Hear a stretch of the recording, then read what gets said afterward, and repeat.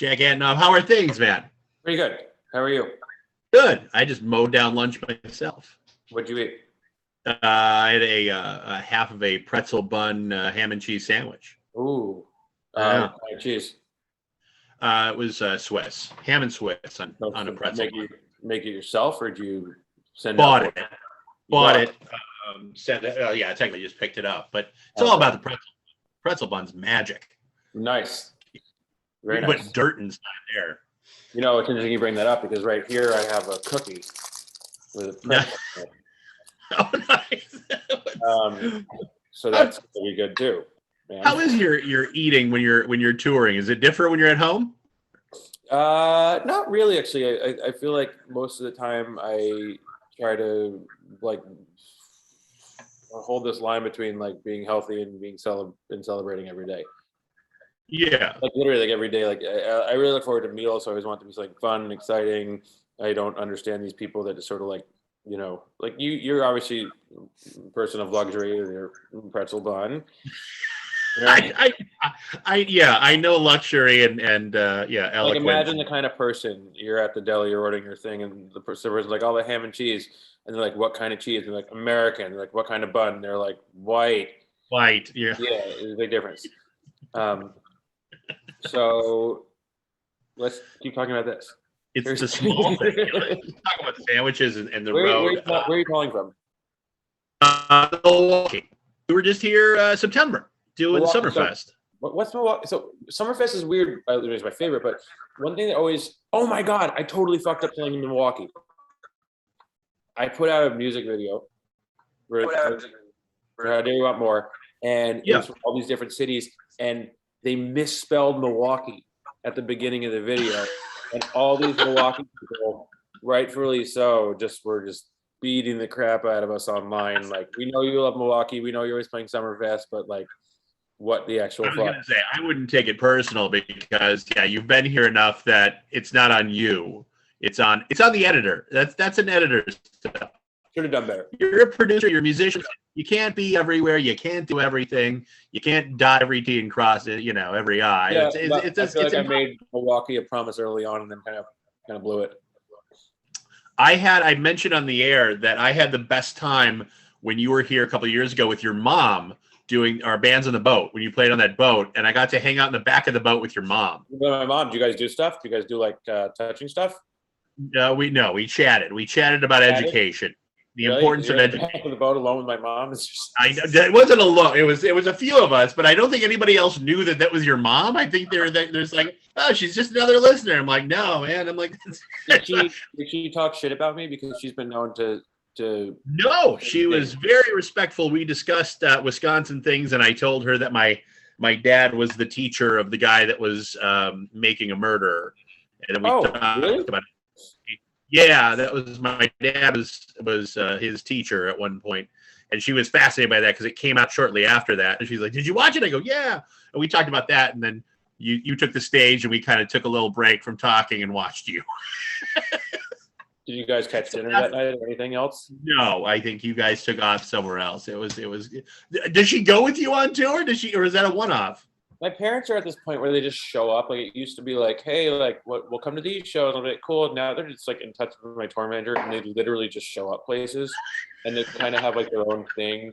My mom is an animal, man. She will watch Netflix with no headphones off her phone, just in the green room. In the open? Like, blast Netflix off her phone.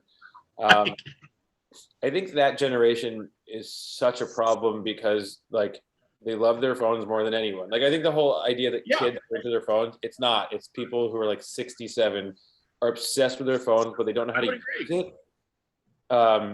You could almost like make the same argument for like early wars, where it's like when new technology was coming out, but like they didn't know how to use it. Like, I feel like my parents' generation is just like terrible. Like, they're always on their phone. There's many noises. There's a like fucking flashlight on. Like, my mom, when she comes on tour, I have to like get them out of the dressing room at some point because like, really like it's hard to like get your head right when there's just like people just talking. So much extraneous noise around you. At least you know what she's watching though. So like the conversation starts there. You're like, clearly, Mom, you're into season 3 of The Witcher, and we can go on Okay, discuss the that. most psychotic thing, which the band and I noticed about my dad on the last tour, is that after the show, we'd all be backstage and he would be watching videos. And I guess this is kind of cute, but he'd be watching videos of the show. From like that night? From yeah, like he'd, like an hour watching ago? the videos he took. That's He's like a baseball dad then. He's just watching your stuff. You're watching your performance, you know? He's like, he Yeah. wants But like, I'm supposed to like lead this band and whatnot, and they're the crew likes them a lot because they like smoke pot with the crew and hang out and stuff. Yeah. But yeah, I can't. The answer to the question is there's no rhyme or reason to when or why they show up. Do you know whether your dad is watching with a critique eye or with an entertainment eye? Oh yeah, because they're not shy if they have a critique. Okay. That's at least good to know. My dad was fascinated with a BlackBerry for years. He's in the 70s, and he loved the BlackBerry because it had buttons you could touch and a stylus, which he thought was the greatest thing technology ever gave us. And then my sister just ripped it out of his hand at one point, gave him an iPhone, and he adjusted real quick. Interesting, but I agree with you, Dad. I think the stylus is a really cool piece of technology. It is. Yeah. I'm in my kitchen right now with our dog, who's apparently needs attention. It's unfortunate. I do. Speaking of your parents, I do want to talk about New Jersey. This is weird. Do you know the comedian Tom Papa? Yeah, I mean, I've heard of him. I just talked to him a couple days ago, and I mentioned I was talking to you, who's also from New Jersey, and I asked him about New Jersey pride, and he's like, "Yeah," he goes, "I still have it." And he said his favorite line was somebody asked Jeffrey Ross, they go, "Where'd you grow up?" And he goes, "New York City." They go, "What part?" He goes, "New Jersey." It's a really good line.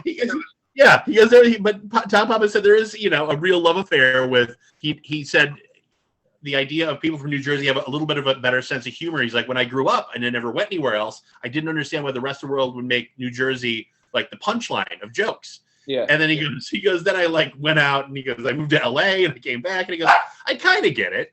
He's like, but I still kind of get a little offensive about it. And I'm like, yeah, that's respectful, So he's got the pride. There's a lot of like, there's a lot of like hope when you grow up in a place that like isn't the place. Yeah, where not everybody it leaves like somewhere to go. Like I know the culture also so well in New York City because it's right there. I grew up 20 minutes from New York City, and all the kids from New York City were kind of like, their whole lives they're being told that they're growing up in the greatest place in the world, which is totally cool, but it doesn't necessarily light the same fire in you when your whole life someone's telling you you're growing up in a shithole that you have to escape. When you're well outside of very present in all things that come from New Jersey is this like interesting duality of pride and self-hatred.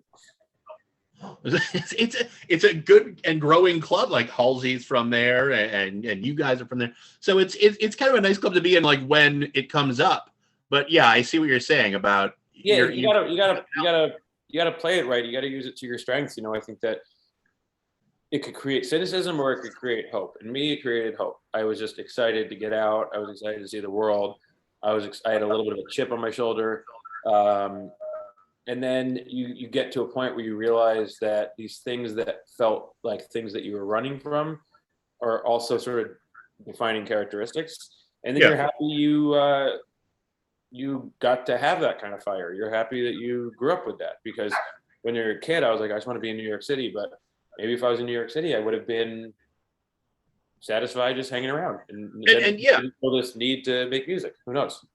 The fire might have been gone because you were already where you were supposed to be or where everything's happened. If everything's happened, then you expect, things are going to happen to me. It's sort of like music or comedy. You're like, the comedy and music has to come to me. You're like, no, you have to go out and find it. You're like, you got to and find your own, more importantly. Which, totally. Speaking of New York, congrats on the SNL appearance. That was, I enjoyed the hell out of that. Was that a special and a little bit of a different pre-show feel to it? Was there a little different energy than a usual Bleacher show? Hugely different. Well, first of all, SNL is one of the only things that's actually live. Yeah. So like if you play on, any late night TV or stuff like that, like it's not live. You taped it at 4 p.m. Yeah. And the truth is, if you colossally fuck up, you can do it again. SNL is actually live. So that obviously totally changes the feeling. You do it so many times when you're there. You do it Thursday, you do it Friday, you do it Saturday you do sound check, then you do the entire show at SNL before you do the show. So you play it, you put all your clothes on, you do the whole fucking show, and then full dress rehearsal. So by the time you actually do the real thing, you kind of have an option. You can either take all that buildup as anxiety, or you could say, fuck it, you've been up here, we know how to do it, let's play it like a club. And that's what we did. I just kind of looked around them, and it was COVID, so everyone's sort of like super tight backstage, not really going anywhere. But we got out there, and I just said to everyone, I said, play it like a club show. That's it. Play it like a club show. We did. That was the attitude. It worked out beautifully. I can't imagine having talked to people on SNL, both the cast and musical people. That's the same thing. You play a song or songs, 5, 6, 7 times throughout the week, the late week, and then it leads up to it. It's all there, and you're right. I never thought about how the luxury of re-recording or not being live or taping anything is. Or even like halfway on a late show, you can work on the mix or whatever it is. Like live is live, and there's very few things that are actually live. So when you're there, it kind of is a bit of a separation of like who can do it and who can't, and that's our lifeblood. We can get up and we can play. That's what we do. It does have to be a little not discouraging, but finally hitting that moment and seeing everybody. You don't see smiles. You just see masks, and you're like, you know what? I guess it's just like New Jersey, just like anxiety. It's like in all situations, I go this way or that way. The COVID thing, it's like it could be like a bummer, or it could remind you how much it takes to even be there. That's what like doing SNL. It's like, we're testing 2 times a day. Like it's like crazy. It was such high stakes, and the fact that we even made it to that stage felt so monumental. Was that the same, going back to kind of last year's stuff, when you were producing albums? My God, St. Vincent, Taylor Swift, it goes on and on. Was it very enclosed? Was it a very tight situation with recording and producing? Were you like only letting the absolute essential people in there? Yes, but what was cool is, I think one of the things that kept me sane during the pandemic is making records. That felt normal, because the truth is, even in non-pandemic times, like no one's in there. My studio is not the kind of place where there's people coming in and out. Very small, very concentrated. So those experiences felt like a shot of normalcy. Like they were visiting you, and where they're visiting has always been the same. The rules have never changed. Yeah, or we go to a studio somewhere together, and it's not the kind of environment where like anyone's around. Like no label people are stopping by. It's not that kind of thing. That's what I was wondering with who you produced. Again, Lord, Taylor Swift, St. Vincent. I'm surprised there weren't people daily or weekly coming in, because these are huge albums, big albums that everybody was very much anticipating. So they just kind of stay away during the time. Part of the reason why those artists are so successful is because they don't, they're not out there answer shopping from anyone. So those records aren't. There's no real committees making any of these records. It's just a very small group in the studio. It's good. The tour, obviously, March through July, I think. Yeah, just kind of everywhere. It's like 2 weeks every month, basically, is the vibe. Anything different this time around, or is it? We're going to some of the craziest rooms we've ever gone into. You're doing clubs and festivals and everything. There's no real. Yeah, it's really all over the place. And it's just, there's just this kind of like energy and this fire that we feel right now around the band, and we want to go out and play it. Yeah. Sorry, this is Nugget. He won't. Pretzel bread enthusiast. He likes. I keep him off the pretzel bread just because I want to keep him. I got to keep him lean. He's a year old. He's Nugget's looking lean. He's a lot of walking, a lot of snacks. But man, thank you so much for the time. We both thank you. When next time I see you, I'm going to bring you 2 things. Okay. All right. I'm going to bring you a pretzel bread sandwich and my mother, and we're all going to sit down and eat together. I will write it down, lock it in. I'm sure she has a lot more stories to tell since I've last seen her, and we'll make sure it's on maybe dry land instead of the boat this time. Let's get it. Awesome. Thanks, Jack. Appreciate it. Safe travels, man. Later.